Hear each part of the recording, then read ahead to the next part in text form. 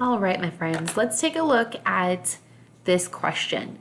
So we know from the case study with Maya and Belen Cabello that Belen has no prior history of Duchenne muscular dystrophy in the family.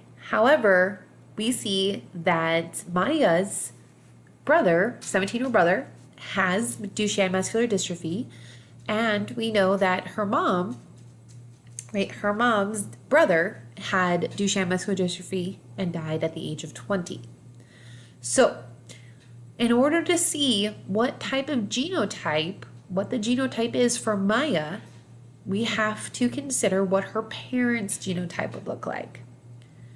Well, since we know that Maya's mom has a brother, or had a brother, that had Duchenne muscular dystrophy, and since we know that Maya's brother has Duchenne muscular dystrophy, that automatically tells us that Maya's mom is a carrier, right? That means Maya's mom contains one recessive allele for Duchenne muscular dystrophy because she was able to pass that X with Duchenne muscular dystrophy onto her son.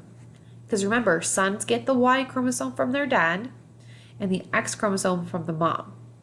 And so in order to have the probability that one of Maya's brothers will have Duchenne muscular dystrophy, Maya's mom has to be a carrier for the recessive allele.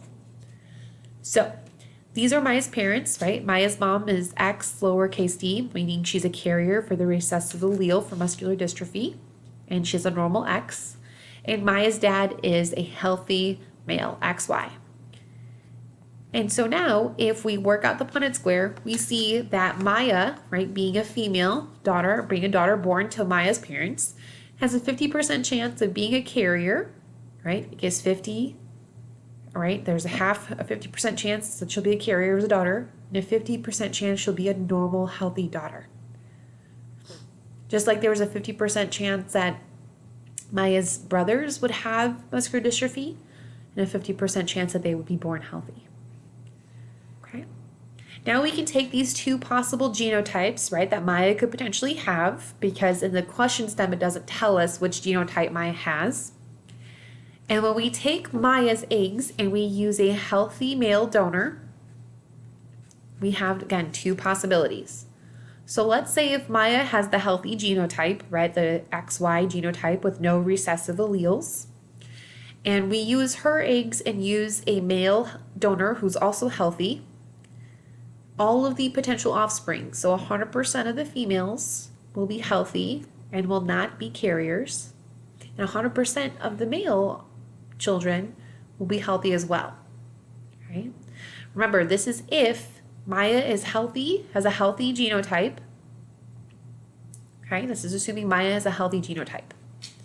Now, if Maya is a carrier for Duchenne muscular dystrophy, right, if she carries that one recessive allele for Duchenne muscular dystrophy,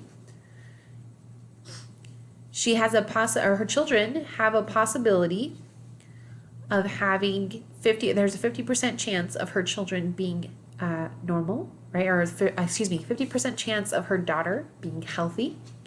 There's also a 50% chance that her daughter could be a carrier. And there's a 50% chance her son could have Duchenne muscular dystrophy, and a 50% chance her son would be healthy. Okay? And so this is why I showed you the three different Punnett squares that we did. We have to essentially work backwards because we were not told what Maya's genotype is, but we were told some background information about her brother with Duchenne muscular dystrophy. So I hope this clarifies what I meant about the Punnett squares and helped you work through Maya Belen Cabello's case study a little bit more. If you have any further questions, as always, please reach out to Miss B. I am more than happy to help you. Keep up the great work. You're doing fantastic.